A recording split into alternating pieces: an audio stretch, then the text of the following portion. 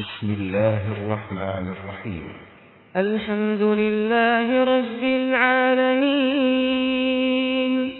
الرحمن الرحيم مالك يوم الدين إياك نعبد وإياك نستعين اهدنا الصراط المستقيم صراط الذين أنعمت عليهم غير إن الحمد لله نحمده ونستعينه ونستغفره ونؤمن به ونتوكل عليه ونعوذ بالله من شرور أنفسنا وسيئات أعمالنا من يهده الله فلا مضل له ومن يضلل فلا هادي له وأشهد أن لا إله إلا الله وحده لا شريك له وأشهد أن محمدا عبده ورسوله أرسله بالحق بشيرا ونذيرا اللهم صل على محمد وعلى آل محمد كما صليت على إبراهيم وعلى آل إبراهيم إنك حميد مجيد اللهم بارك على محمد وعلى آل محمد كما باركت على إبراهيم وعلى آل إبراهيم إنك حميد مجيد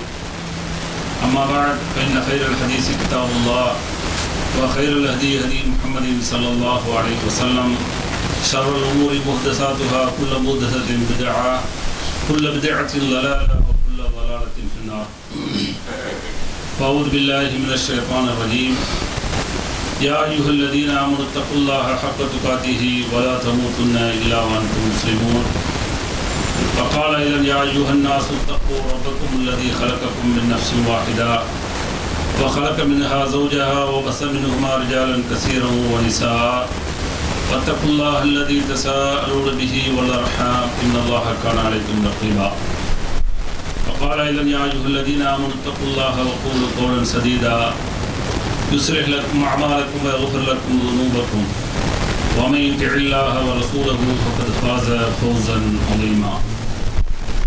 அன்பிற்குரிய எல்லாம் அல்ல அல்லாஹ்வின் நல்லடியார்களே, அல்லாஹ்வுடைய மாபெரும் கருணையினால் எல்லாம் அல்ல அல்லாஹ் அவனால் ஒப்புக்கொள்ளப்பட்ட உயர்வான மார்க்கமாக இருக்கக்கூடிய இஸ்லாமிய மார்க்கத்தில் நம்மை எல்லாமாக்கி அதிலும் குறிப்பாக ஜும்மாவுடைய கடமையை அல்லாஹ்வும் அல்லாஹ்வுடைய தூதர் முஹம்மது ஸல்லல்லாஹு அலைஹி வஸல்லம் அவர்கள் எப்படி நடைமுறைப்படுத்த சொன்னார்களோ அப்படி நடைமுறைப்படுத்துவதற்காக வேண்டி நாம் எல்லாம் இங்கே கூடியிருக்கின்றோம். இந்த சந்தர்ப்பங்களிலும் இன்னும் பிற சந்தர்ப்பங்களில் இஸ்லாமிய மார்க்க விளக்கத்தை பெறக்கூடிய நாம் பெறுவதோடு நின்று விடாமல் நிறுத்தி விடாமல் செயல்படுத்தக்கூடிய மக்களாகவும் செயல்படுத்தாத பிற மக்களை செயல்படுத்த தூண்ட வேண்டும் என்ற கோரிக்கையோடு இந்த ஜும்மாவை துவங்குகிறேன். இன்றைக்கு வழங்கப்பட்டுள்ள தலைப்பு தாரிக் உம்மு சலமா ரலியல்லாஹு அன்ஹா, முஃமின்களுடைய தாயாக இருக்கக்கூடிய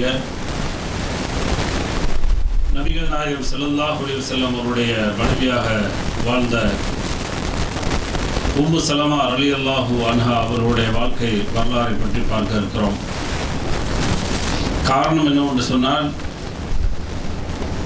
அவ்வப்பொழுது வரலாறுகளை நாம் கண்முன்னே கொண்டு வந்து நிறுத்தி அந்த வரலாற்றுக்கு சொந்தக்காரர்களை நாம் நினைவுபடுத்தி பார்க்கின்ற பொழுதுதான் இந்த இஸ்லாத்திற்காக வேண்டி இஸ்லாமிய மார்க்கத்திற்காக வேண்டி எந்த அளவுக்கு அவர்கள் பாடுபட்டிருக்கிறார்கள், இஸ்லாத்தோடு அவர்களுடைய இணைப்பு உறவு எந்த அளவுக்கு இருந்திருக்கிறது என்பதை எல்லாம் பார்த்து, அல்லது இஸ்லாத்திற்காக வேண்டி எந்த அளவுக்கு தியாகம் செய்திருக்கிறார்கள் என்ற பாடங்களை எல்லாம் பார்க்கின்ற பொழுதுதான் ஓரளவு உணர்வுள்ள சமூகமாக நாம் வாழ முடியும். அதற்காக வேண்டித்தான் வரலாறை எல்லாம் மாற்றியும் மறைத்தும் மறக்கடிக்கப்பட வேண்டும் என்ற சித்தாந்தத்தோடு இன்றைக்கு இந்துத்துவ சக்திகள் வளம் வந்து கொண்டிருக்கிறது இந்திய வரலாறு. ஒட்டுமொத்தமாகவே இஸ்லாமியர்களுடைய சிந்தனையில் என்ன தோன்றுகிறது வருகிறது என்று சொன்னால், வரலாறு என்று சொன்னாலே இளமை பருவத்திலேயே வரலாறு பாடத்தை படிக்கின்ற பொழுது ஏற்பட்ட ஒரு போர், அதில் ஏற்பட்ட ஒரு சோர்வு இருக்குது பாருங்க. வரலாறு கரெக்டாக கொண்டு போய் சாப்பிட்ட முன்னாடி தூக்கி வைப்போம். நடத்துறவருக்கும் தெரியாது, நடத்தப்பட்டு கொண்டிருக்கிற மாணவர்களுக்கும் தெரியாது. எல்லாமே என்ன செய்வாங்க, தொண்டனுக்கு உண்டமயக்க உண்டு என்பது போல போதை அடித்தது போல இருக்கக்கூடிய சூழல். அந்த வரலாற்றுக்கான கேள்வி பதில் வினாத்தாள்களை பார்த்தால் அவர்கள் எதுவெல்லாமோ கற்பனையில் வருகிறது அதையெல்லாமே எழுதி திருப்பி தள்ளக்கூடிய மாணவர்கள் இன்றைக்கும் உண்டு. அதுதான் வரலாறு என்பது ஒரு போரடிக்கப்பட்ட அது களைப்பாகிவிடும், அதை பற்றி பேசினாலே பார்த்தாலே படித்தாலே என்று சொல்லக்கூடிய அளவிற்கு தான் இன்றைக்கு சமூகம் உலகளாவிய அளவில் இருந்து கொண்டிருக்கிறது. அதில் முஸ்லிம்களை பொறுத்தவரை விதிவிலக்கா என்று சொன்னால் இல்லை. ஆனால் அல்லாஹ் சொல்கிறான், சில கசஸ்களை சில வரலாறுகளை உங்களுக்கு நாம் சொல்கிறோம் என்று அல்லாஹ் சொல்கிறான். அப்படி சொல்கின்ற பொழுது வரலாறுகளை ஏதோ நீங்கள் ரசிக்க வேண்டும் என்பதற்காக நான் சொல்லவில்லை. அந்த வரலாற்றுக்குரியவர்கள் மூலமாக அந்த வரலாற்றை சொல்வதன் மூலமாக நீங்கள் பாடங்கள் படிப்பனைகள் பெற வேண்டும் என்று சொல்லி அல்லாஹ் எதிர்பார்க்கிறான். யூசுப் அலைஹிஸ்ஸலாம் அவருடைய வரலாறை சொல்கின்ற பொழுது அஹ்ஸனுல் கஸஸ், சூப்பர் வரலாறு என்று அல்லாஹ் வர்ணிக்கிறான். அது ஆனால் அதை பற்றி சொன்னோம்னு சொன்னால் எரிச்சல் ஆயிடுது. ஏன்னா சமூகம் அப்படித்தான் என்ன செய்யறது, அந்த வரலாறை பார்க்கக்கூடிய ஒரு பார்வையில் இருந்து கொண்டிருக்கிறது. எல்லாம் பாதுகாக்க வேண்டும். உம்மஹாத்துல் முஃமினூன் என்று சொல்லக்கூடிய முஃமின்களுக்கெல்லாம் அன்னை என்ற அளவிற்கு ஒரு சிறப்பு பெயரை வாங்கி தந்தது யார்? அல்லாஹ்வுடைய தூதருடைய மனைவியாக இருந்த காரணத்தினால். அதற்கு முன்னால் அவருடைய வாழ்க்கை பயணம் எப்படி இருந்தது, அவர்கள் இந்த அளவுக்கு உண்டான வாய்ப்புகளை எப்படி பெற்றார்கள் என்பதையெல்லாம் சமூகம் பார்த்தால், படிப்படை பெற்றால், குறிப்பாக பெண்கள் இது சம்பந்தமாக கேள்வியுற்றால், இந்த வாழ்க்கைக்குரியவர்களை அந்த வரலாற்றை படித்தால் அவர்கள் இன்றைக்கு இருக்கக்கூடிய நவீன கலாச்சாரத்தில் நவீன மோகத்தில் இன்னைக்கு ஏற்படக்கூடிய சோதனைகளை எல்லாம் தவிடுபடியாக்கி சாதனைகளாக்கி வாழக்கூடியவர்களாக மாறிவிடுவார்கள். ஆனால் அவர்கள்ட்ட அந்த செய்திகளை சொல்றதில்லை. அவர்களும் இந்த செய்திகளை என்ன செய்யல படிப்பதில்லை. சீரியல்களில் கொடுக்கக்கூடிய முக்கியத்துவம் வரலாறுகளுக்கு கொடுப்பதில்லை. வரலாறு புத்தகம் உண்டா வீடுகளிலே? வரலாறு படிக்கக்கூடிய ஆர்வம் உண்டா, ஆசை உண்டா? ரஹைக்கு எத்தனை வீடுகளிலே இருக்கும் அல்லாஹ்வுடைய தூதருடைய முழுமையான வாழ்க்கை வரலாறு. பல ஆயிரக்கணக்கான தினார் ரியால்களை பரிசாக பெற்று இந்தியாவை சார்ந்த சஹாரன்பூரை சார்ந்த ஒருவர் எழுதியது. அரபு நாட்டு அல்லாதவர், இந்தியாவில் வாழ்ந்தவர், அரபியிலே எழுதி மிகப்பெரிய ஒரு பரிசை தட்டி சென்றார். ரஹைக் என்று சொல்லக்கூடிய பெருமானார் ஸல்லல்லாஹு அலைஹி வஸல்லம் வாழ்க்கை வரலாறு எத்தனை வீடுகளிலே இருக்கும்? அதை படிப்பது எத்தனை பேர்களுக்கு ஆசை? டிவி இல்லாத வீடு உண்டா? இன்னைக்கு லேட்டஸ்டா எந்த அளவு வந்துச்சு, நல்லா ஃபிளாட் டிவி வந்துருச்சு. அது இல்லாத விட இன்னைக்கு ஏளனமாக கேவலமாக பார்க்கக்கூடிய அளவிற்கு இன்றைக்கு இருந்து கொண்டிருக்கிறது. ஆனால் ரஹீக் இல்லாத வீடுகள் ஏராளம். அப்போ எப்படி தெரியும் அல்லாஹ்வுடைய தூதருடைய வாழ்க்கை வரலாறு? பண்டைய காலத்திலேயாவது எதை கட்டுக்கதைகளை வைத்தாவது ஒரு சில வரலாறுகளாக வச்சிருந்தாங்க. அதெல்லாம் நீங்க வேணாம் சொன்னா தூக்கி போட்டாச்சு. சரி, தூக்கி போட்டதுக்கு முன்னாடி உண்மையான வரலாறு உள்ள வரணுமா இல்லையா? நபித்தோழர்களுடைய வரலாறு அங்கொன்றும் இங்கொன்றுமாக சின்னதாக எழுதப்பட்டு புத்தக கடைகள் இருந்து கொண்டிருக்கிறது. அது அப்படியே இருந்து கொண்டிருக்கிறது. நபி தோழியர்களுடைய வரலாறுகள் அப்படியே இருந்து கொண்டிருக்கிறது. அதற்கு அடுத்து வாழ்ந்த எத்தனை நல்லவர்களுடைய வாழ்க்கை வரலாறு அப்படியே தூங்கி கொண்டிருக்கிறது. மதுஹப் வேண்டாம், மாற்று கருத்து இல்லை, அவரை பற்றி தெரிந்து கொள்ள வேண்டுமே. அவர் மதுஹபை உருவாக்கியவரா? மதுஹபை உருவாக்கியதற்கும் இமாம் அபூ ஹனீஃபா ரஹ்மத்துல்லாஹி அலைஹி அவர்களுக்கு ஏதாவது சம்பந்தம் இருக்கிறதா? எப்படி புரிய முடியும்? அவங்களுடைய வரலாறை படித்தால்தான் அவர்கள் இப்படியாப்பட்ட ஒரு வாழ்க்கையை வாழ சொல்லவே இல்லை என்று சொல்லி புரிந்து கொள்வார்கள். ஆனால் அந்த வரலாற்றின் பக்கமே போக விடல, அந்த வரலாற்றை தொடவே விடல. அதனால என்ன ஆகுது அப்படின்னு சொன்னா, இன்றைக்கு ஹனஃபி மதுஹபில் வெறித்தனமாக இருந்து கொண்டிருக்கிறார்கள், பிடிவாதமாக இருந்து கொண்டிருக்கிறார்கள். ஷாஃபி மதுஹபில் பிடிவாதமாக இருந்து கொண்டிருக்கிறார்கள். வரலாறு தெரியாதனா? வரலாறை தெரிந்தால் அவர்கள் அப்படி சொல்லவே இல்லை, அல்லாஹ்வுக்கும் அல்லாஹ்வுடைய தூதருக்கு தான் முக்கியத்துவம் கொடுக்க சொன்னார்கள் என்பது புரிந்துவிடும். அதனால்தான் ஒவ்வொருவரும் அவர்களுடைய திக்குகளில் திசைகளில் வரலாறை மறைக்கக்கூடிய ஒரு சூழலை பார்க்கிறோம். அல்லாஹ்வுடைய தூதர் நபிகள் நாயகம் ஸல்லல்லாஹு அலைஹி வஸல்லம் அவர்களால் வார்த்தெடுக்கப்பட்ட நபித்தோழர்களுடைய வரலாறுகளை பொறுத்தவரை ஏதோ ஒரு பெரிய நீண்ட நெடிய வரலாறாக இல்லாதது பொல்லாததை சொல்லக்கூடிய வரலாறாக இல்லாவிட்டாலும் சில ரத்தின சுருக்கமான வரலாறுகள் அவர்கள் மூலமாக அந்த செய்திகளை பார்க்கின்ற பொழுது இந்த அளவுக்கு அவர்களுடைய தியாகமா என்று சொல்லக்கூடிய அளவிற்கு அவருடைய வாழ்க்கை பயணங்கள் இருந்திருக்கிறது. அதில் பெண்களும் வித்தியாசம் இல்லை. எந்த அளவுக்கு என்று சொன்னால் அபு சலமா, உம்மு சலமா என்பதுதான் இன்றைக்கு வரலாற்றிலே பிரபலியம். ஆனால் அவருடைய இயற்பெயர் நிச்சயமாக தெரியாது. எப்படி இமாம் அபூ ஹனீஃபா ரஹ்மத்துல்லாஹி அலைஹி அவருடைய இயற்பெயர் பலருக்கும் தெரியாது. ஆனால் மதுஹபில் இருப்பார்கள். நாங்கள் எல்லாம் ஹனஃபி மதுஹப் என்று சொல்லிக் கொள்வார்கள். நான் இந்த அப்பனுக்கு மகன் என்று சொன்னால் அப்பனுடைய பெயர் தெரியாமல் நான் மகனாக இருந்து என்ன கேள்வி கூத்தாக இல்லையா? நான் ஒரு மதுஹபை சார்ந்தவன் என்று சொல்லக்கூடியவர்கிட்ட கேட்டு பாருங்கள். உங்களுடைய மதுஹபை உருவாக்கிய நீங்கள் எண்ணுவது போல யாரை பின்பற்றுகிறேன் என்று சொல்கிறீர்களோ அவருடைய இயற்பெயர் என்ன தெரியாது. ஷாஃபி என்று சொல்கிற இயற்பெயர் என்ன தெரியாது. யதார்த்தம் அதுதான். பலர்களுக்கும் தாங்கள் பின்பற்றக்கூடிய அந்த தலைவர்களுடைய அந்த அறிஞர்களுடைய பெயர்கள் தெரியாமல் இன்றைக்கு வாழ்ந்து கொண்டிருக்கிறார்கள். அபு சலமா என்றுதான் வரலாற்றிலே பதிவு செய்யப்பட்டிருக்கிறது. ஆனால் அவருடைய பெயர் என்ன? ஹிந்து என்ற பெயருடைய அவர்கள் தான் உம்மு சலமா என்ற மகனை என்றைக்கு பெற்றெடுத்தார்களோ அன்றிலிருந்து உம்மு சலமாவாக அவர்கள் மாறி இருக்கிறார்கள். அப்துல்லா என்றவர் தான் அபு சலமாவாக மாறி இருக்கிறார் என்பதுதான் வரலாறு அவர்களை பற்றி அறிமுகப்படுத்துகிறது. எந்த அளவுக்கு என்று சொன்னால் உம்மு சலமா ரலியல்லாஹு அன்ஹா அவருடைய பெயரை பொறுத்தவரை ஹிந்து பின்த் அபி உமையா அல் மக்சூமியா குலத்தைச் சேர்ந்த அபு உமையா என்ற மனிதருக்கு பிறந்தவர்கள் தான் ஹிந்து என்ற பெண். அந்த பெண் தான் உம்மு சலமாவாக இன்றைக்கு வரலாற்றில் பதிவு செய்யப்பட்டிருக்கிறார்கள். அவர்களை பொறுத்தவரை அபு சலமா என்று சொல்லக்கூடிய அப்துல்லா இப்னு அப்துல் அசத், அப்துல்லா என்று பெயருடைய அவரைத்தான் அவர்கள் திருமணம் முடிக்கிறார்கள். அப்படி திருமணம் முடித்து வாழ்ந்து கொண்டிருக்கக்கூடிய காலகட்டங்களிலே அபு உமையா என்று சொல்லக்கூடிய உம்மு சலமா ரலியல்லாஹு அன்ஹா அவர்களுடைய தந்தையை பொறுத்தவரை நல்ல செழிப்புடையவராக நல்ல செல்வாக்குடையவராக அவர் வாழ்ந்திருக்கிறார். எந்த அளவுக்கு அவருடைய வாழ்க்கை என்று பார்த்தால் அந்த காலத்தில் நமக்கு எல்லாத்துக்குமே தெரியும். சிலர்கள் ஈர்ந்து கொடுக்கக்கூடிய குணமுடையவர்கள், விருந்தோம்பலை அதிகமாக ஆதரிக்கக்கூடியவர்கள். இன்றைக்கு அது மங்கிவிட்டது, இல்லை என்று சொல்லக்கூடிய அளவுக்கு போய்விட்டது. ஆனால் அன்றைய காலத்தில் இந்த விருந்தோம்பல் என்பது சர்வசாதாரணமாக இருந்தது. யாரெல்லாம் இங்கே வருவார்களோ அவர்களுக்கு விருந்தோம்பல் எப்படியும் கிடைத்துவிடும் என்ற அளவுக்கு தான் அங்கே இருந்தது. அதான் அந்த வரலாறு சூரத்து கஹஃப் படிச்சு பார்த்தீங்கன்னா தெரியும். அந்த வளமையான அந்த விருந்து கொடுக்கக்கூடிய அந்த சம்பவங்கள் நடக்காத காரணத்தினால் தான் மூசா அலைஹிஸ்ஸலாம் அவர்கள் கோவப்படுகிறார்கள். அந்த வரலாறு உள்ள போகல. அப்ப அந்த விருந்தோம்பல் என்பது சர்வசாதாரணமாக இருந்திருக்கிறது. அதை இப்ராஹிம் அலைஹிஸ்ஸலாம் வந்தாங்களே, வந்தபோது மாமா வந்தாரா மச்சான் வந்தாரா, யார் வந்தது? இன்னைக்கு நான் வந்தால் உங்கள்கிட்ட சொல்லிட்டு வருவேன், இந்த கிறுக்கே மாதிரி வந்திருக்கிறான், எந்த நேரத்தில் வந்திருக்கிறான், ஏசுறான். இன்னைக்கு இருப்பதை பங்கிட்டு கொடுத்து அல்லது கொடுத்து விட்டு நாம் ஒரு நேரம் பட்டினி இருந்தால் சாக போவதில்லை. ஆனால் இன்றைக்கு எவ்வளவு விமர்சனங்கள் ஒவ்வொரு இடங்களில் நடந்து கொண்டிருக்கிறது தெரியுமா? விருந்துக்கு அது சரியான நேரத்தில், குறிப்பாக அது உணவருந்தக்கூடிய நேரத்தில் வந்துவிட்டால் ஏராளமான குடும்பங்களிலே விமர்சனங்களும் சண்டைகளும் பார்த்து கொண்டிருக்கிறோமே. இப்ராஹிம் அலைஹிஸ்ஸலாம் அவருடைய விருந்தினர் சூரத்து தாரியாத்தில் எல்லாம் பதிவு செய்திருக்கிறானே, வந்த ஒரு மாமானா மச்சானா பெரியப்பா யார் வந்தது? அடையாளம் தெரியாத மனிதர் வந்தார்.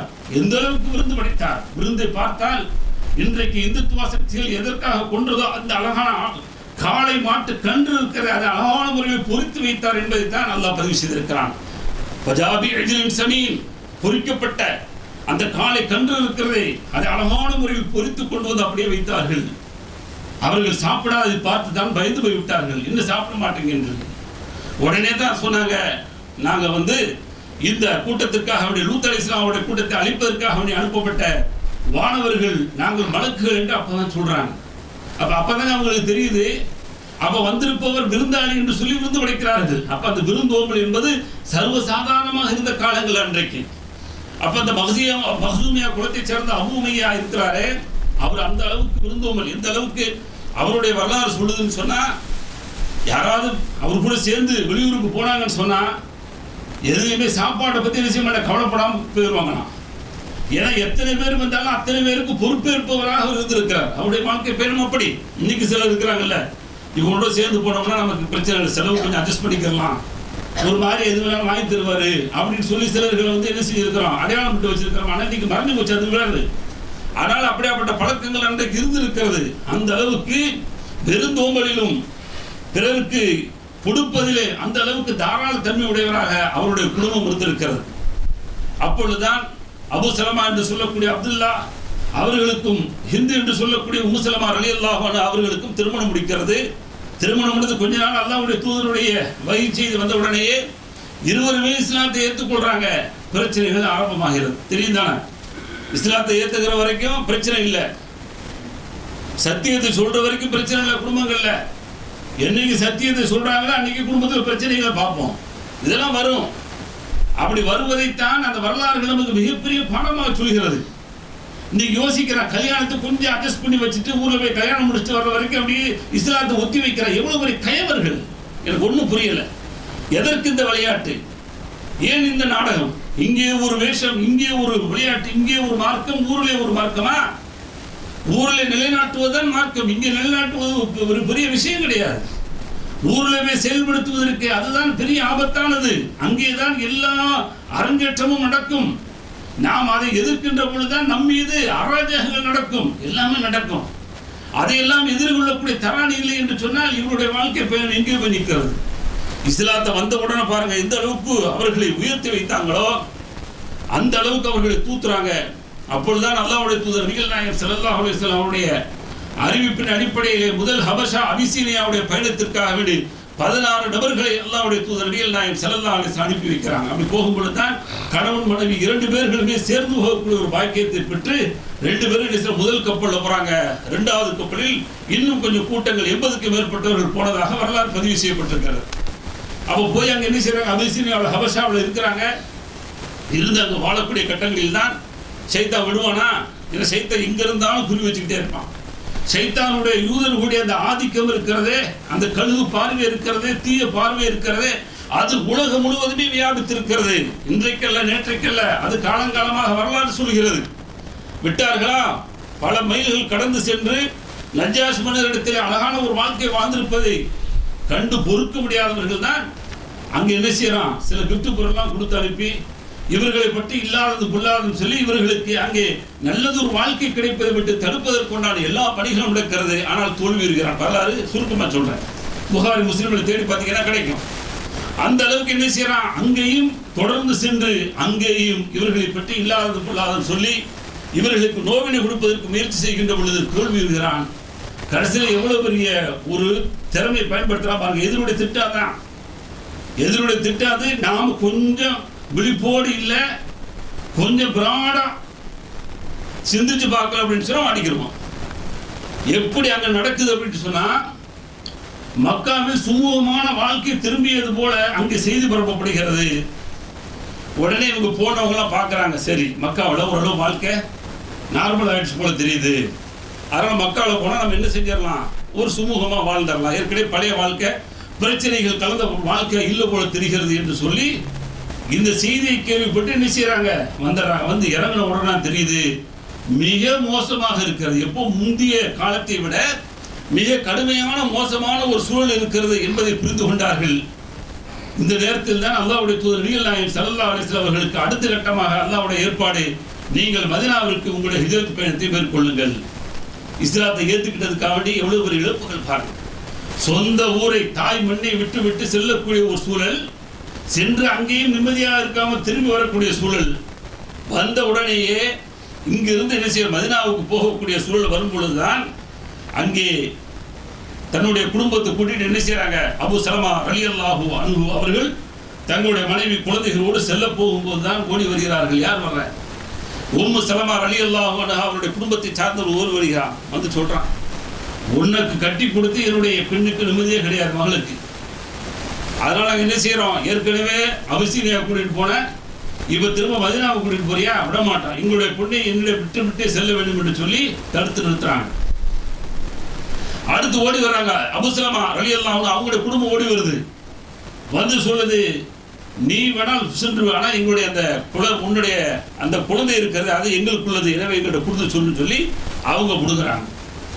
இப்படியே பார்த்தீங்கன்னா மூணு பக்கங்களாக பிரிக்கப்பட்டு அபு சலமா ரலியல்லாஹு அன்ஹு அவங்க என்ன செய்யறாங்கன்னு சொன்னா, சரி நான் மட்டும் என்ன செய்ய போறேன் அப்படின்னு சொல்லிட்டு மதீனாவுக்கு ஹிஜ்ரத் செய்யறாங்க. எதற்காக ஹிஜ்ரத் செய்யறாங்க யோசிங்க.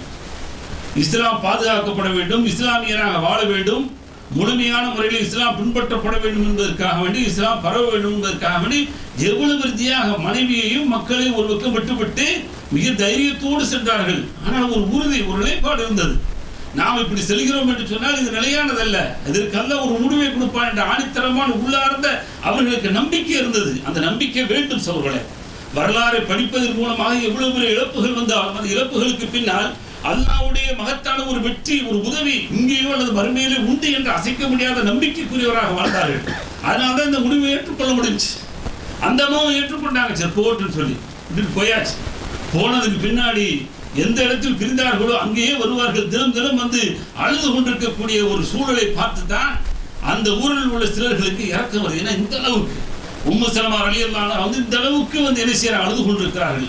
தன்னுடைய கணவனை விட்டு பிரிந்தது, தன்னுடைய மகனை விட்டு கணவன் பிரிந்து சென்றது, இதையெல்லாம் எண்ணி எண்ணி அழுது கொண்டிருக்கிறார்கள் என்ற அந்த ஏக்கத்தை பார்த்து தான் சிலருடைய சமரச முயற்சியின் அடிப்படையில் அவர்கள் விட்டுறாங்க, நீங்க என்ன செய்யுங்க மதீனாவுக்கு வேணா போயிருங்க அப்படின்னு சொல்றாங்க.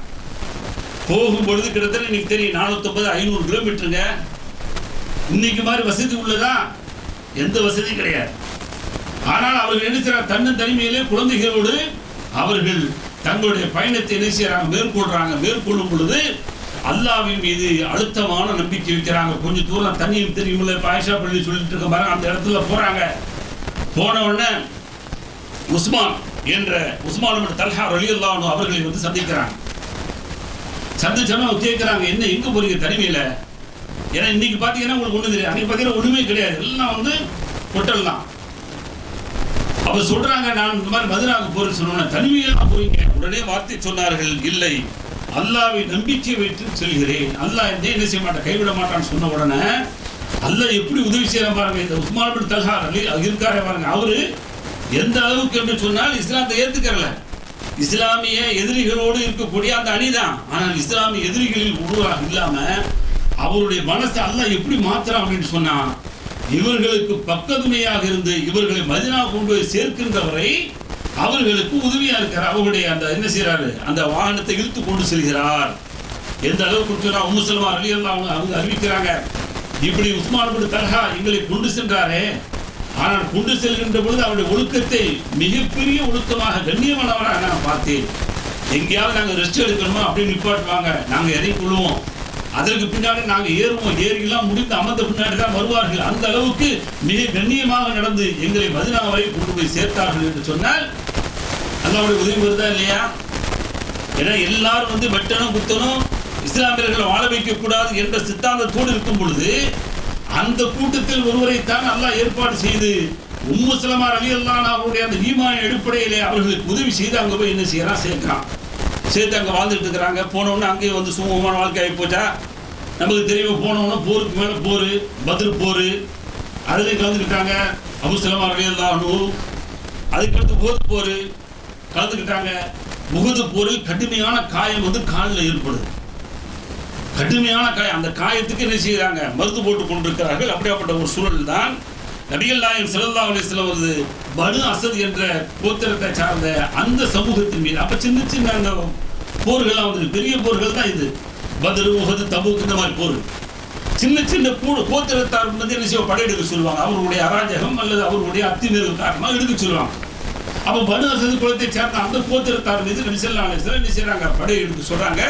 கிட்டத்தட்ட 150 பேர்கள் கொண்ட குழுவுக்கு தலைவராக அபூ சலமா ரலியல்லாஹு அன்ஹு அவர்களை நியமித்து போறாங்க. போய் போரிட்டு ஜெயிச்சுட்டு வர்றாங்க. வந்த உடனே இன்னும் அந்த ரணம் பயங்கரமாக மோசமாகி கடுமையாக காயமாகி அதில் வந்து ரத்தங்கள் எல்லாம் வரக்கூடிய அளவுக்காகி அந்த நோயின் காரணத்தினால், அந்த காயத்தின் காரணத்தினால் அவர்கள் ஹிஜ்ரி 4ஆம் ஆண்டு என்ன செய்யறாங்க, மறந்துச்சாங்க, மூத்தா போறாங்க. இப்ப அடுத்த ஒரு சோதனையா, எங்க இருந்து வந்தாச்சு, மக்கால இருந்து தப்பித்து அங்க போயாச்சு அபூசீரியா. திரும்ப அங்க இருந்து வந்து மதீனாவுக்கு வந்தாச்சு. மதீனாவுக்கு வந்த பின்னாடி கணவரே இல்லாமல் ஆகிவிட்டார். எப்படி இருக்கு யோசிச்சு பாருங்க. ஒரு பெண்ணுடைய இயல்பு, ஒரு ஆணை இன்னைக்கு என்ன செய்ய மாட்டான், தாங்க மாட்டான், எது எடுத்தாலும் அழுகிறான். ஆனால் ஒரு பெண்ணுடைய யதார்த்த இயல்பு எப்படி இருந்திருக்கு யோசிச்சு பாருங்க. கற்பனை முன்னாடி கொண்டு வந்து பாருங்க, எப்படி அந்த பெண் வந்து அதை ஏற்றிருப்பார்கள். ஆனால் உறுதியான ஒரு நம்பிக்கை இருந்தது அவர்களுக்கு. அல்லாஹ்வை என்றைக்கு நம்பிக்கை வைத்திருக்கிறோமோ, அல்லாஹ்வுடைய தூதர் நபிகள் நாயகம் ஸல்லல்லாஹு அலைஹி வஸல்லம் அவருடைய போதனைகளை எப்படி நம்பிக்கை வைத்திருக்கிறோமோ அதை கைவிடாமல் அந்த வாழ்க்கையிலே பயணம் செய்ய வேண்டும் என்ற நம்பிக்கை இருந்தது. அதனால்தான் அபூ சலமா ரலியல்லாஹு அன்ஹு அவர்கள் மரணத்தின் உடனேயே எந்த வார்த்தையை சொன்னார்கள், இன்றைக்கு நம்முடைய பெண்களிடம் எவ்வளவு ஒரு புலம்பல் வருகிறது, எந்த வார்த்தையை எதை சொல்ல வேண்டும் என்று இஸ்லாம் படிக்கப்பட்டிருக்கிறதோ அதுவெல்லாம் இன்றைக்கு வார்த்தையாக மரணம் இல்லாத பெண்களாக இன்றைக்கு ஏராளமான பெண்கள் உண்டு. வந்தது வார்த்தை, இன்னா லில்லாஹி வ இன்னா இலைஹி ராஜிஊன், அல்லாஹும்ம அஜிர்னி ஃபீ முஸீபத்தி வஹ்லுஃப் லி கைரன் மின்ஹா. இந்த அருமையான வார்த்தையை சொன்னார்கள். ஏன் சொன்னார்கள்? அபூ சலமா தன்னுடைய கணவர் ஒரு முறை வருகிறார். அல்லாஹ்வுடைய தூதருடைய சபையிலே நான் இருந்தேன். அல்லாஹ்வுடைய தூதர் நபிகள் நாயகம் ஸல்லல்லாஹு அலைஹி வஸல்லம் சொன்னார்கள், இது புகாரி முஸ்லிமில் வரக்கூடிய செய்தி. அல்லாஹ்வுடைய தூதர் சொன்னார்கள், உங்களுக்கு ஏதாவது முசீபத் சோதனை ஏற்பட்டு விட்டால் நீங்கள் உடனடியாக இப்படி பிரார்த்தனை செய்யுங்கள், நாம் அல்லாஹ்விற்கு உள்ளவர்கள், அல்லாஹ்விடத்தில் நாம் போய் சேரக்கூடியவர்கள் என்று சொல்லுங்கள். சொல்லிவிட்டு, யா அல்லாஹ், எனக்கு ஏற்பட்ட இந்த சோதனையிலிருந்து என்னை பாதுகாத்து விட்டு இதை விட எனக்கு சிறந்த ஒன்றை தா என்று சொல்லி கேள் என்று இறை தூதர் வந்து எங்களுக்கு இன்றைய போதனையாக சொன்னார்கள் என்று வந்து சொல்லுவார்கள். ஆனால் இன்றைக்கு பங்கீடு கிடையாது. மணிக்கணக்கில் பேசிக்கிட்டு இருக்கிறான், என்னத்தை பேசுறான்னு தெரியல. மணிக்கணக்கில் பேசுறான், தெரிந்த ஆயத்துகளை ஹதீஸ்களை பங்கீடுகள் இருக்கிறதா, எத்தனை துவாக்களை அல்லாஹ்வுடைய தூதர் சொல்லி தந்தார்கள், அந்த துவாக்கள்லாம் மனநம் இருக்கிறதா என்று சொன்னால் கேள்விக்குறிதான். குர்ஆனிலே எத்தனை துவாக்கள் வருகிறது நிறைய பேருக்கு தெரியாது. இது குர்ஆன்ல வருதா என்று சொல்லி ஆச்சரியப்படக்கூடிய அளவுக்கு இருக்கிறது தவிர அதனுடைய அந்த துவாக்களை மனநம் செய்வதற்கு கூட என்ன மனமில்லாமல் இன்னைக்கு வாழ்ந்து கொண்டிருக்கும். ஆனால் அவர்கள் அப்படியே இல்லை, அழுத்தம் நிறுத்தமாக என்ன செஞ்சாங்க, மனசுல பதிய வச்சாங்க. அப்படி பதிய வைத்த காரணத்தினால்தான் அவர்கள் இந்த பிரார்த்தனை செய்கிறாங்க. பிரார்த்தனை செய்யும் பொழுது அவர்களுடைய உள் மனசு ஒன்று சொல்கிறது, நான் எப்படியாப்பட்ட ஒரு கணவரோடு வாழ்ந்தேன், ஒரு சாதாரண ஒரு கணவரோடு வாழவில்லை. எந்த அளவுக்கு என்று சொன்னால் அபூ சலமா எனக்கு கிடைத்தது மிகப்பெரிய ஒன்று, பெரிய ஒரு கிஃப்ட், ஒரு அருட்கொடை. இந்த அபூ சலமாவுக்கு எனக்கு உண்டான நெருக்கம் இருக்கிறதே, அது சொல்ல முடியாத அளவுக்கு உண்டான ஒரு நெருக்கம். இந்த அபூ சலமா ரலியல்லாஹு அன்ஹு அவர்களை விட எனக்கு வேறு சிறந்த கணவர் கிடைக்க வாய்ப்பு இருக்குமா? இருந்தாலும் உள்ளத்திலே அப்படி வந்தது. ஆனால் உள்ளம் இன்னும் உறுதியாக சொன்னது, இந்த வார்த்தையை சொல்ல சொன்னது யார்? இறைத்தூதர் நபிகள் நாயகம் ஸல்லல்லாஹு அலைஹி வஸல்லம் அவர்கள் சொல்ல சொன்னார்கள். எனவே இதை நாம் சொல்லுவோம். இவரை விட சிறந்ததை அல்லது இந்த சோதனை விட சிறந்ததை பகரமாக அல்லாஹ் நமக்கு தருவான் என்ற ஆணித்தரமான நம்பிக்கையோடு அவர்கள் கேட்டார்கள். என்ன பரிசு கிடைத்தது? இத்தா முடிகிறது. அபூபக்கர் சித்திக் ரலியல்லாஹு அன்ஹு அவர்கள் அனுப்புகிறார்கள், திருமணம் முடிக்கிறேன் என்று சொல்லி. வேணாங்கிறாங்க. உமர் ரலியல்லாஹு அன்ஹு அவர்கள் அனுப்புகிறார்கள், அப்பயே வேணாங்கிறாங்க. ஏன்னா இதெல்லாம் சிறந்த கணவராக தெரியல. ஆனால் அடுத்து முஹம்மது ஸல்லல்லாஹு அலைஹி வஸல்லம் அவர்கள் பெண் கேட்டு அனுப்புகிறார்கள். என்ன செய்யறாங்க? சிறந்த கணவர் தானே. பிரார்த்தனை அங்கீகரிக்கப்பட்டு அல்லாஹ்வுடைய தூதர் நபிகள் நாயகம் ஸல்லல்லாஹு அலைஹி வஸல்லம் அவர்களே எனக்கு கணவராக கொடுத்தான். அபூ சலமாவை விட அல்லாஹ்வுடைய தூதர் எவ்வளவு பெரிய சிறந்தவர். கற்பனையிலாவது கிடைக்குமா? ஆனால் நேரடியாக கிடைக்கிறது என்ற சந்தோஷத்தோடு அல்லாஹ்வுடைய தூதர் நபிகள் நாயகம் ஸல்லல்லாஹு அலைஹி வஸல்லம் அவர்களை திருமணம் முடிப்பதற்கு சம்மதிக்கிறார்கள். நபிகள் நாயகம் ஸல்லல்லாஹு அலைஹி வஸல்லம் அவர்கள் திருமணம் முடித்த காரணத்தால் தான் இன்றைக்கு உங்களுக்கும் எனக்கும் அல்ல, உலகத்தில் வாழக்கூடிய இறுதி வரை வந்து செல்லக்கூடிய மூமின்களாக இறை விசுவாசிகளாக இருக்கக்கூடிய அத்தனை பேர்களுக்கும் தாயாக இருந்து கொண்டிருக்கிறார்கள். எவ்வளவு பெரிய சிறப்பு கிடைச்சு யோசிங்க. ஒரு சாதாரண ஒரு ஹிந்தாக இருந்து ஒரு உம்மு சலமாவாக மாறி இன்றைக்கு உம்மஹாத்துல் மூமினீன் என்று சொல்லக்கூடிய அளவிற்கு அவர்களுக்கு ஒரு வாழ்க்கை கிடைத்தது என்று சொன்னால் எதனால? அந்த ஈமானுடைய உறுதி, அந்த ஈமானுடைய வேகம், இஸ்லாத்தின் மீது அவர்கள் கொண்ட பற்று. அது மாத்திரமல்ல, அவர்களுடைய வாழ்க்கையில் அடுத்த கட்டங்களாக சில வாழ்க்கையை பார்க்கின்ற பொழுது இந்த இஸ்லாத்தில் உண்டான அந்த அறிவுகள் இருக்கிறது, இஸ்லாமிய ஞானம் இருக்கிறது, மிக அளவில் அவர்கிட்ட இருந்துச்சு. அல்லாஹ்வுடைய தூதருடைய மரணத்திற்கு பின்னாடி நிறைய செய்திகள் வந்து அவங்கள்ட்ட கேட்பாங்க. ஏறக்குறைய 378 ஹதீஸ்களை அவர்கள் அறிவித்ததாக அவர்களுடைய வரலாற்றில் நாம் பார்க்கிறோம். அந்த அளவுக்கு ஹதீஸ்கள் அறிவிச்சிருக்கிறாங்க. அல்லாஹ்வுடைய தூதருக்கு ஹுதைபாவில் வந்து மிகப்பெரிய ஒரு சோதனை எல்லாருக்கும் தெரியும். ஹுதைபா உடன்படிக்கைங்கிறது இஸ்லாத்திற்கு எதிரான ஒரு உடன்படிக்கை, எதிரிகளுக்கு சாதகமானது, இஸ்லாமியர்களுக்கு சாதகம் இல்லாதது. இப்படியாப்பட்ட ஒரு சூழலில் தான் அல்லாஹ்வுடைய தூதர் அவர்கள் அந்த உம்ராவுடைய பயணத்தை முடித்து திரும்ப வேண்டும் இடையிலேயே என்ற சூழல் வருகின்ற பொழுதுதான் அல்லாஹ்வுடைய தூதர் சொல்றாங்க, உங்களுடைய பலிப்பிராணிகளை என்ன செய்ய அருங்கள், நீங்கள் உங்களுடைய முடிகளை கலைந்து இஹ்ராமை கலைந்துங்கன்னு சொன்னோம்னா யாருமே கேட்க தயாராக, பெரிய டேஞ்சருங்க, நல்லா பாதுகாக்கணும். அல்லாஹ்வுடைய தூதருடைய அத்துணை சொல்லுக்கும் அப்படியே கட்டுப்பட்ட அந்த சமூகம் இந்த இடத்துல வந்து மிகப்பெரிய ஒரு பிரச்சனையை எதிர்கொள்றாங்க அல்லாஹ்வுடைய தூதர். காரணம் என்னன்னு சொன்னா, நம்முடைய இந்த இஸ்லாத்திற்கு எதிராக இன்றைக்கு யார் வென்றுவிட்டார், எதிரிகள் வென்று விட்டார்களே என்ற ஆத்திரமும் என்னவோ தெரியவில்லை. அல்லாஹ்வுடைய தூதருடைய சொல்லி கட்டுப்படாமல் இருக்கும் பொழுதுதான் அம்மா அவர்கள் சொன்னார்கள், அல்லாஹ்வுடைய தூதர் அவர்களே, லா யுகல்லிமு அஹதன் ஹத்தா இன்ஹரா வ யஹ்லிக, அல்லாஹ்வுடைய தூதர் அவர்களே யாரிடமும் பேசாமல் போய் முதலில் நீங்கள் அறுத்து பலியிட்டு விட்டு உங்களுடைய முடியை நீங்கள் கலையுங்கள் என்று சொன்னார்கள். இவ்வளவு பெரிய யுக்தி. பெண்களுக்கு பெண் புத்திங்கிறான், பெண்களுக்கு புத்தியே இல்லைன்னா சொல்லுவான் சமயத்தில். இது என்ன புத்தி? எல்லா நேரத்திலும் அப்படி பெண்களை இழிவுபடுத்தக்கூடாது, நல்லா பாதுகாப்பு. சில வேலைகள் சொல்லுவான், நீ கணவனுடைய ஐடியா என்னது அட்வைஸே கேட்க மாட்டான், நீ என்ன பெருசா சொல்ல வந்துட்டா அப்படிமா. சிலர் வந்து முழுக்க 100% அடிமையாக கிடக்கான். அது நிறைய பேர். நீ தான் நீ என்ன சொல்லி ஒரு ரிமோட் தான், நீ சொல்றதுக்கு எந்த அப்ஜெக்ஷனுமே கிடையாது. அப்படியே இது வந்து கேட்டுக்கிட்டது. ஆனால் இவன் தான் பவர்ஃபுல்லா இருக்கணும். சில வேளைகளில் அங்கே என்ன செய்ய கேட்கக்கூடிய சூழல் தான் சில கருத்துக்கள் வரும் பொழுது சரியான கருத்தாக ஏற்றுக்கொள்ள வேண்டும். அந்த பாடத்தை உம்மு சல்மா ரலியல்லாஹு அன்ஹாவோட வாழ்க்கையில் கிடைக்குது.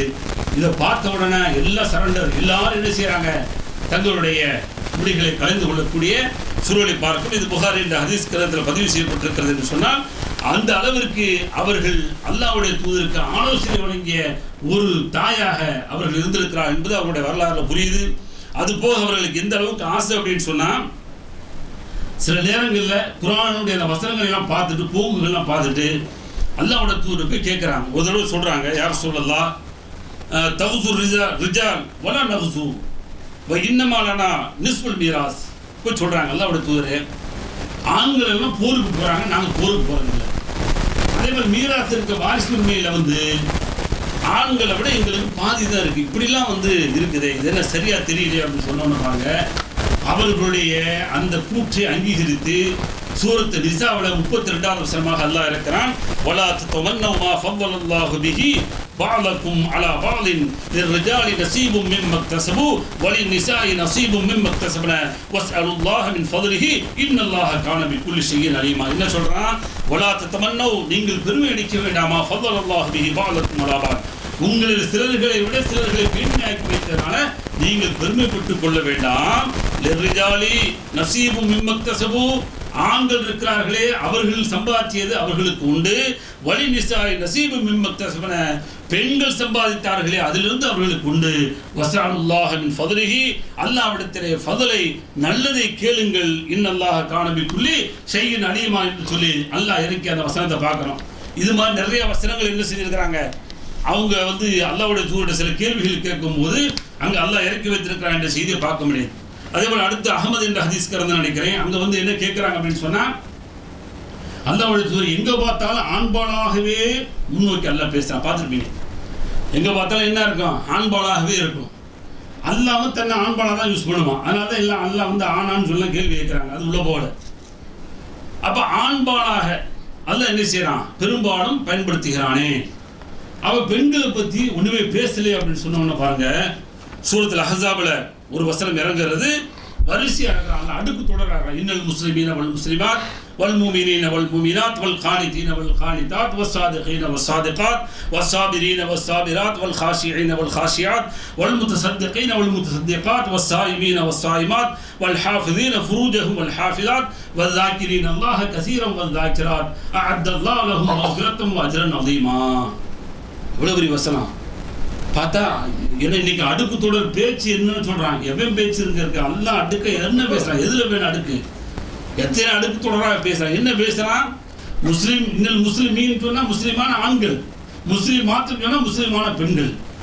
அப்ப ஒரு இஸ்லாமிய ஆண் ஒரு இஸ்லாமிய பெண் அப்படின்னா என்ன, அல்லாஹ்வுக்கு முழுமையாக கட்டுப்பட்டு அடக்கக்கூடிய முஸ்லிமான ஆண்கள் முஸ்லிமான பெண்கள், மூமினான ஆண்கள், இறை விசுவாசம் உள்ள ஆண்கள், இறை விசுவாசம் உள்ள பெண்கள், அல்லாஹ்வுக்கு பயந்து நடக்கக்கூடிய ஆண்கள் பெண்கள், அதேபோல உண்மை பேசக்கூடிய ஆண்கள் பெண்கள், அதேபோல பொறுமையான ஆண்கள் பெண்கள், அல்லாஹ்வை பயப்படக்கூடிய ஆண்கள் பெண்கள், தர்மம் செய்யக்கூடிய ஆண்கள் பெண்கள், அதேபோல நோன்பு வைக்கக்கூடிய ஆண்கள் பெண்கள், அல்லாஹ் அதாவது மர்மஸ்தானத்தை பாதுகாத்துக் கொள்ளக்கூடிய ஆண்கள் பெண்கள், அல்லாஹ்வை திக்ர் செய்யக்கூடிய ஆண்கள் பெண்கள், இவர்களுக்கெல்லாம் அல்லாஹ் மகத்தான கூலியை தயார் செய்து வைத்திருக்கிறான் என்ற இறைக்கையுடன் சந்தோஷப்படுறாங்க.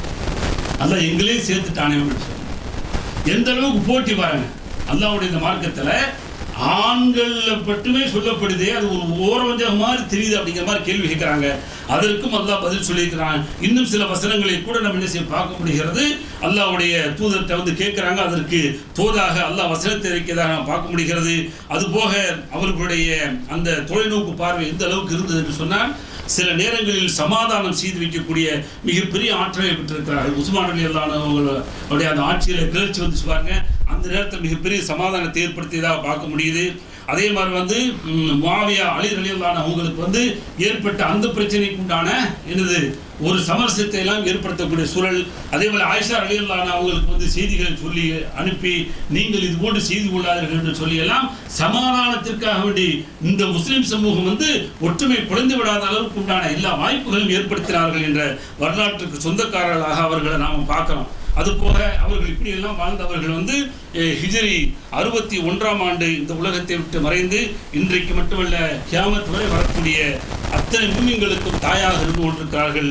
அவர்களுடைய வரலாற்றை பார்க்கும் பொழுது கடைசியாக அல்லாஹ்வுடைய தூதருடைய மனைவிமார்கள் மரணித்த கடைசி மனைவியாக இவர்கள் இருக்கிறார்கள் என்ற செய்தியும் நாம் பார்க்கிறோம். எனவே அன்பார்ந்த சகோதர சகோதரிகளை, அல்லாஹ்வுடைய இந்த மார்க்கத்தில் அல்லாஹ்விற்காக வேண்டி தியாகம் செய்து அல்லாஹ்வின் மீது முழுமையாக நம்பிக்கை வைத்து வாழ்ந்த இது போன்ற உத்தமர்கள் அல்லாஹ்வுடைய அருளை பெற்றவர்களாக வாழ்ந்திருக்கிறார்கள் என்று சொன்னால், நாமும் பாடங்கள் படிப்பனைகளை பெற்று அது போன்ற ஒரு வாழ்க்கை அல்லாஹ்வும் அல்லாஹ்வுடைய தூதர் விரும்பக்கூடிய ஒரு வாழ்க்கையை வாழ்ந்து அல்லாஹ்வுடைய அருளை பெறுவோம். எல்லாம் அல்லாஹ் அப்படிப்பட்ட நல்ல மக்களாக நம் யாவரையும் ஆக்கி அருள்வானாக. வாஹிர் தாவானா அல்ஹம்துலில்லாஹி ரப்பில் ஆலமீன்.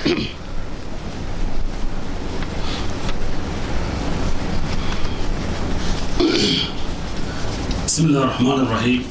அன்பார்ந்த சகோதர சகோதரிகளே, இந்த அற்புதமான இஸ்லாமிய மார்க்கத்தில் நபிகள் நாயகம் ஸல்லல்லாஹு அலைஹி வஸல்லம் அவர்களை இறுதி தூதராக அல்லாஹ் தேர்வு செய்து இந்த மார்க்கத்தில் அல்லாஹ்வும் அல்லாஹ்வுடைய தூதரும் எந்த கட்டளைகளை இட்டார்களோ அந்த அடிப்படையில் அல்ஹம்துலில்லாஹ் இன்றைக்கு உலகத்தில் வாழக்கூடிய முஸ்லீம்கள் வாழ்ந்து கொண்டிருக்கிறோம். எல்லா புகழும் அல்லாஹ்விற்கு. ஏன்னு சொன்னால் மிகப்பெரிய ஒரு வாய்ப்பு. இந்த உலகத்தில் அல்லாஹ் யாருக்குமே ஒரு கொடுக்காத ஒரு கிஃப்ட் அல்லது ஒரு அருட்கொடை என்று சொன்னால் மிகையாகாது. இந்த ஹிதாயத் என்று சொல்லக்கூடிய நேர்வழியை அல்லாஹ் நம்முடைய சமூகத்தை கொடுத்து நம்முடைய சமூகம் இப்படித்தான் வாழ வேண்டும் என்ற நியதிக்கு உட்பட்டவர்களாக எத்தனை நபிமார்களை அனுப்பினானோ அன்றிலிருந்து இன்று வரை இந்த இறுதி தூதரை பின்பற்றி உலகம் முடியும் வரை வாழ வேண்டும் என்று சொல்லி அல்லாஹ்வுடைய ஏற்பாடு, கட்டளை, அல்லாஹ்வுடைய விதி முறையை தான் நமக்கு கொடுக்கப்பட்டிருக்கிறது. ஆனால் இப்போ என்ன நடக்குது அப்படின்னு சொன்னால், சமீபத்தில் குறிப்பாக இந்துத்துவ சக்திகளிடம் ஒரு குறைஞ்ச சதமானமே உள்ள கொடியவர்கள், கயவர்கள், மிருகங்கள் என்று சொன்னால் மிக அந்த மிருகங்கள்கிட்ட என்ன செய்யப்பட்டிருக்கு, ஆட்சி கொடுக்கப்பட்டிருக்கு. ஏன்னா மிருகங்கள்கிட்ட கொடுத்தா என்ன செய்யும், மிருகங்கள்கிட்ட கொடுத்தா சில மிருகங்கள் அடிச்சு என்ன செய்யும், அந்த மிருகத்தை திங்காது, வேற மிருகத்தை திங்க செய்யும். ஒரு சிங்கத்தில் ஒரு காடிகிட்ட ஒரு மானையோ அல்லது வேறு ஒரு பிராணியோ கொடுத்தோம்னு சொன்னால் அழகாக பார்த்துட்டு போன்னு சொல்லுமா. ஆனால் மக்களுக்கு தெரியாது. பார்க்கும்போது என்ன செய்யும், உருவம் வேற ஒரு நம்ம உருவம் மாதிரி தெரிஞ்சிருக்கும். ஆனால் உள்ளுக்குள்ள சிங்கம், புலியை விட கரடியை விட மிக மோசமான ஒரு மிருகமாக இருந்திருக்குது. அது இன்னைக்கு பயங்கரமாக எடுத்துகிட்டு பார்த்தீங்கன்னா தமிழ்நாட்டினை கட்டவிழ்த்து விட்டு இன்னைக்கு அப்துல்லாங்கிற சகோதரர் சிறைக்குள்ளே போனால் ஒரு சிறை அதிகாரிகளால் பாதுகாப்பாக இருந்து கைதிகளால் எந்த விதமான பாதிப்பு இல்லாத அளவுக்கு வச்சுட்டு அவருக்கு என்ன பனிஷ்மெண்ட்டோ அதை கொடுப்பதற்கான எல்லா வேலைகளும் சரி. இது யதார்த்தம். ஆனால் பார்த்தீங்கன்னு சொன்னால் ஒரு மிருகம் கூட கொஞ்சம் யோசிக்கிறாங்க, அடிச்சு பார்த்து கொஞ்சம் யோசிச்சுட்டு போயிடும். ஆனால் இவன் என்ன செய்யறாங்க, தெரிய வச்சு அடிச்சுட்டு இருக்காங்க. எவ்வளோ குடும்பங்க அது. இது ஒரு பக்கமாக மாட்டுக்கறியை தின்னுட்டா அப்படிங்கிறது, மாட்டு மூத்திரத்தை குடிக்கிறான். அந்த மூத்திரத்தை குடிச்சதுனால என்ன ஆகி போச்சு நினைக்கிறேன், மூளை மங்கி போச்சு நினைக்கிறேன். அந்த மூத்திரத்தை கொண்டு செடியில் ஊற்றுனீங்கன்னா என்ன ஆகும், செடி கருகி போயிடும். அப்படி தான் நினைக்கிறேன் நான். அதனால் அதை குடிச்சு மூளை மங்கி போச்சு நினைக்கிறேன். மூளை மங்கி போயிட்டா என்ன ஆகும், கிறுக்கனாயிரம். எவ்வளோ பெரிய குடும்பங்க. ஒரு மாட்டு இறைச்சி தின்னதுனால ஒரு இராணுவ சிப்பாயியுடைய குடும்பத்திலேயே அவருடைய தகப்பனாரை கொடூரமாக கொல்லப்பட்டிருக்கான்னு சொன்னால் இந்த குடும்பம் விளங்கல். நமக்கு எந்த நாட்டில் உட்கார்ந்துட்டு இருக்கிறோம், ஜனநாயக நாடா அல்லது கொடுங்கோளர்கள் ஆட்சி செய்யக்கூடிய கொடுங்கோளர்கள் மன்னர்கள் ஆட்சி பண்ணான்னு கேள்விப்பட்டிருக்கோம். அந்த நாட்டில் உட்கார்ந்துருக்கோமானே தெரியல. எல்லாம் பாதுகாக்கணும். அவ்வளவு பெரிய கொடூரங்கள். அது ஒரு பக்கம். நேற்று பார்த்தீங்கன்னா ஒரு தலித்த கோயிலுக்குள்ள போயிட்டாங்க இருக்க வேண்டி கோடாரியில் குத்தி தீயை வச்சு எரிச்சிட்டான். அப்போ ஒன்னே ஒன்று புரியுது, ஆட்சியாளர்கள் மனிதர்கள் அல்ல, மிருகங்களை விட கேடுகிட்டவர்கள். ஏன்னா இன்னைக்கு ஒரு மிருகத்தை கூட என்ன செய்யணும், பாதுகாக்கணும் அப்படின்னு சொல்லக்கூடிய இந்த மார்க்கத்தில் நாம் வாழ்ந்துட்டு இருக்கிறோம். சாப்பிடக்கூடிய உரிமைகள் அவங்களுடைய விருப்பங்கள். இன்னைக்கு எல்லாரும் நிறைய பேசுறாங்க. நிறைய அறிஞர் பெருமக்கள்லாம் வாத பிரதிவாதங்கள் பேசும்போது, மாற்று மதத்தை சார்ந்தவங்க சொல்றேன், பேசும்பொழுது அவரவர்களுடைய உரிமைகள் இது சமயமா பார்க்க வேண்டிய அவசியம் இல்லை, சாதாரணமாக பார்க்கலாம் அப்படின்னு சொல்ல பேசக்கூடிய அளவுக்கு இன்னைக்கு பெரிய பெரிய முதலிகள் எல்லாம் அந்த மாட்டு இறைச்சியை வர்த்தக ரீதியெல்லாம் செஞ்சுக்கிட்டு இருக்கிறாங்க. அவனையெல்லாம் போயிட்டு அடிச்சு கொள்ளணும், அந்த அலுவலகத்தை கொள்ளணும், அந்த ஏற்றுமதியை என்ன செய்யணும், தடை பண்ணணும், முடக்கணுமா இல்லையா? ஒரு சாதாரண சாமானியன் ஏதோ அவனுக்கு கிடைக்கக்கூடிய உணவுல அது ஒரு இறைச்சி உணவாக சாப்பிடும் பொழுது அவனுக்கு இவ்வளவு பெரிய கொடூரம் நடக்கிறது என்று சொன்னால், அப்ப இந்தியாவில் அவர்கள் குறிவைத்து விட்டார்கள். இந்தியாவில் உள்ள இது போன்ற தாழ்த்தப்பட்ட மக்கள் அல்லது இஸ்லாமியர்களை கருவறுக்க வேண்டும் என்ற சிந்தனையோடு அவர்கள் வாழ்ந்துட்டு இருக்கிறாங்க. அது நமக்கு புரிஞ்சிருச்சு. ஆனா நமக்கு அல்ல அவனை உணர்த்தா இன்னும் உணராம இருக்கிறோம். எது சொன்னாலும் இன்னைக்கு நான் ஆர்ப்பாட்டம், நாளைக்கு அவங்க ஆர்ப்பாட்டம், நாளைக்கு வச்சு அவங்க ஆர்ப்பாட்டம், இப்படி ஆர்ப்பாட்டம் பண்ணி முடிச்ச உடனே தெரியும் அவனுக்கு இவங்க இப்படிதான் கத்துவான், கத்தி முடிச்சுட்டு அதோட முடிச்சிருவான். நாம என்ன செய்வோம், ஃபைலை தூக்கி போட்டு நம்ம பாட்டில் அடுத்து வேற யாராவது கொள்றதுக்கு முயற்சி பண்ணுவோம்னு சொல்லி போயிடுவான். இதெல்லாம் இது போன்ற விஷயங்களில் ஏன்னா மாட்டு இறைச்சி சாப்பிட்றது எல்லாத்துக்கும் ஓகே தான். அது ஹனஃபியாக இருக்கட்டும், ஷாஃபியாக இருக்கட்டும், இல்லை நான் ஒரு மாதிரியாக இருக்கட்டும், யாராக இருந்தாலும் மாட்டுக்கறி வந்து யாருக்காவது ஹராம்னு சொல்லப்பட்டிருக்கா? மக்ரூஹ்னு கூட சொன்னதை நான் பார்க்கல. வேறு சில உணவுகள்லாம் மக்ரூஹ்னு சொல்லுவாங்க. மாட்டுக்கறி வந்து யாரும் மக்ரூஹாக சொன்னதாக நான் அறியலை. இப்போ எல்லாருக்கும் மாட்டுக்கறி ஓகே, திங்காத அவங்க விருப்பம். நான் திங்க மாட்டேன்னா அதுக்கு என்ன செய்ய முடியும்? திங்காத அவங்க விருப்பம். அப்போ இதில் கூட இன்றைக்கு ஒன்று சேர மாட்டோம் என்று சொல்லியிருந்தால் அல்லாஹ் ஒன்று சேருவதற்கான ஒரு வாய்ப்புகள், சந்தர்ப்பங்கள் வந்து எதிர்பார்க்குறான். ஒன்றால் சேர்ந்து அடித்தால், அடிமேல் அடி எடுத்து அம்மி நகருங்கிற மாதிரி ஒன்றா சேர்ந்தோம்னு சொன்னால் அவன் காணப்பட வேணா, அவன் கொஞ்சம் சதமானம் தான். ஆனால் இன்றைக்கு இது மாட்டுக்கறியை சாப்பிடக்கூடியவர்கள் நிறையா இருக்கு. நான் மாத்திரமா நிறையா இருக்கிறாங்க. அவர்களெல்லாம் ஒன்றாக இணைக்கக்கூடிய ஒரு வாய்ப்புகள் இருந்து, ஒன்றாக இணைத்து அருமையான ஒரு தளத்தை அமைத்து போராடக்கூடிய ஒரு வாய்ப்புகள் இருந்தும் கூட அதை இழந்து கொண்டிருக்கிறோம். அல்ல ஒரு சந்தர்ப்பத்தை கொடுக்குறான், ஒரு சிம்டம்ஸை காமிக்கிறான். அப்படின்னா பாருங்க, இதை பார்த்துட்டா நீங்க புரியல. ஏன்னா நமக்கு தெரியுது, நோய் வரும்போது சில அறிகுறி தெரியுதுலங்க, அந்த அறிகுறியை காட்டுறான். ஆனால் இன்னைக்கு என்ன சில புரிஞ்ச மாதிரி தெரியல. துவா செய்வோம், அவர்கள் எல்லோரும் ஒன்று சேர்ந்து போராடக்கூடிய ஒரு சூழல் இருந்துகிட்டு இருக்கிறோம். அதை வந்து வலியுறுத்துங்க. ஏன்னா வெறுமனே வந்து வெறும் இயக்கத்தை சார்ந்தவர்களோ, ஜமாத்தை சார்ந்தவர்களோ, அல்லது இயக்கம் வந்தால் வந்து அவர்களோடு வந்து கை கோத்துட்டு நாங்கள்லாம் ஒன்றுன்னு சொல்லி காட்டுறது பெருசல்ல. மாற்றமாக எது பெரியது என்று சொன்னால், அவர்கள் மூலமாக எதை இந்திய நாட்டில் சாதிக்க முடியுமோ அந்த சாதிப்பை சாதிக்க வேண்டும். அதுதான் அவர்கள் செய்ய வேண்டிய மிகப்பெரிய ஒரு உதவி. எனவே அப்படியாப்பட்ட ஒரு வாய்ப்புகளை வந்து அல்லாஹ் நமக்கு தர்றாங்கிறத வந்து புரிந்து கொள்வோம். இது போக அதிகமாக துவா செய்வேன். துவாங்கிறது நமக்கு பெரிய வந்து ஆயுதம். இந்த ஆயுதத்தை விட வேறு ஒரு ஆயுதம் நமக்கு எதுவுமே கிடையாது. எனவே இது போன்ற கொடியவர்களை வந்து கண்டிப்பாக கண்டிக்க வேண்டும். இந்த கண்டன ஆர்ப்பாட்டங்களோ கண்டன கூட்டங்களோ எங்கு நடக்கிறதோ அதில் முடிந்தால் நாம் தோள் கொடுத்து நம்முடைய அந்த எதிர்ப்புகளை என்ன கண்டிப்பாக வந்து தெரிவிக்க வேண்டும். இதை முதல் செய்ய வேண்டிய ஒரு கடமை. அடுத்து அவர்களுக்காக வேண்டி மட்டுமல்ல, நம் உம்மத்து வந்து கடுமையாக பாதிக்கப்பட்டிருக்கிறது. அவர்களுடைய அந்த பாதிப்பிலிருந்து விடுபட்டு ஒரு சுமூகமான ஒரு வாழ்க்கையை வாழ வேண்டும் என்ற பிரார்த்தனை கண்டிப்பாக அழுத்தி செய்யுங்க. ஏன்னு சொன்னால் அல்லாஹ்வுடைய தூதர் நபிகள் நாயகம் ஸல்லல்லாஹு அலைஹி வஸல்லம் அவர்களுக்கு இது போன்ற கொடுமைகள் கட்டவிழ்த்து விடப்பட்டுச்சு. காபத்துல்லாவில் அல்லாஹ்வுடைய தூதர் தொழுகிறாங்க. தொழுகும் பொழுது எவ்வளோ பெரிய வந்து வேலைகளை செஞ்சாங்க. ஒட்டகத்துடைய மலைக்குடலை தூக்கி போட்டாங்க. அல்லாஹ்வுடைய தூதரவர்கள் அல்லாஹ்விடத்தில் ஒப்படைத்தாங்க. ஒப்படைத்தது கிடைத்த பரிசுன்னு சொன்னால் பல ஆண்டுகளுக்கு பின்னாடி தான் அல்லாஹ் என்ன செய்யறான், அவர்களை எல்லாம் வேறற்ற மரங்களாக சாய்க்கிறான். ஆனால் நம்ம இன்னைக்கு ஜும்மாத்தில் கேட்டுட்டோம், அல்லது இன்னைக்கு ஜும்மா அன்னைக்கு கேட்டுட்டோம், நாளைக்கு அல்லாஹ் ரிசல்ட் தரணுங்கிற அவசியம் கிடையாது. என்னைக்கு வேணா நல்லா தருவான். அப்போ அல்லாஹ் நம்ம கேட்கறது தான் கடமை. அதனால வந்து முடிந்தவரை அல்லாஹ்விடத்தில் நாம் துவாக்களை அதிகப்படுத்துவோம். குறிப்பாக நம் சமூகத்திற்காக வேண்டி நாம் சுயநலமாக துவா கேட்காம பொதுநலமாக நம்முடைய சமூகத்திற்காக வேண்டி அதிகமாக துவா செய்வோம். குறிப்பாக இது போன்ற துயரங்கள், இது போன்ற கஷ்டங்கள் வந்து இன்னைக்கு அவங்க எல்லா வகையிலையும் அவிழ்த்து விடுவதற்கு தயாராகிட்டாங்க. அதுலெல்லாம் கிடையாது. இது இப்போ வெளிச்சத்துக்கு வந்தது இப்போ டக்குன்னு ஒன்றா. ஆனால் வெளிச்சத்துக்கு வர எத்தனையோ செய்திகள் வந்து நிறைய வந்து அவர்கள் கட்டவிழ்த்து கொண்டிருக்கிறார்கள். காரணம் என்னவென்று சொன்னால், இஸ்லாமியர்களை முஸ்லிம்களை கருவறுக்க வேண்டும் என்ற மிகப்பெரிய ஒரு ஆயுதங்கள். 1.5 வருஷத்தை முடிச்சாச்சு. இன்னும் 3.5 ஆண்டுகளில் எது வேண்டாலும் செய்ய வேண்டும் என்ற இருமாப்போடு கம்பீரமாக கர்வமாக அவர்கள் சேர்ந்து கொண்டிருக்கிறார்கள். அதனால வெளியே அனுப்பிச்சு விட்டுறான், நீங்க உள்ள இருக்காரு. யாரும் அனுப்பிச்சு விட்டுறான்? பொம்மையை மோடினா நமக்கு தெரியும், மோடி வித்தை காட்டுறான். மோடி வித்தை காட்டுறாங்கள தான் என்ன செய்யுது, ஏன்னா டிவிலே கிளிக்கிறாங்க. ஒன்றுமே இல்லை, யூஸ்லெஸ் ஆள் அப்படிங்கிற மாதிரி. நம்ம சொல்றது ஒரு பெரிய பிரச்சனையே கிடையாது. அப்போ அந்த பொம்மை என்ன சரி வெளியில் போயிட்டு வந்து சொல்லி ஊர் சுத்த விட்டுறான். சுத்த விட்டுட்டு இங்கே எல்லா வேலையும் யார் பார்க்கறான்னு பார்க்குறான். அதில் பார்த்தீங்கன்னு சொன்னால் ஒரு இணையமைச்சர் வந்து என்ன சொல்கிறான்னு சொன்னால், இது ஒரு சாதாரணமாக நடந்து விட்ட ஒரு அசம்பாவிதமாக. எப்படி கேஸ் முடிக்கிறாங்க, ரொம்ப ஈஸியாக வார்த்தையை போட்டு முடிச்சு விட்டுருவான். ஆனால் பாதிப்புகளும் கஷ்டங்களும் யாருக்கு என்று சொன்னால் சமூகத்திற்கு. அல்லாஹ்வுடைய தூதர் சொன்ன மாதிரி ஒரு முஸ்லீம் எங்கு பாதிக்கப்பட்டாலும் உணர வேண்டும். சோர்களே, இன்றைக்கு அங்கே உத்தரப்பிரதேசம் நடந்திருக்கு நினைச்சு விட்டக்கூடாது. அடுத்து எங்கு வேண்டாலும் வரும், எப்பொழுது வேண்டாலும் வரும், எப்படி வேண்டுமானாலும் வரும். அல்லாஹ்விடத்தில் வந்து பாதுகாப்பு தேடுவோம், அல்லாஹ்விடத்தில் முறையிடுவோம், அதிகம் துவா செய்வோம்.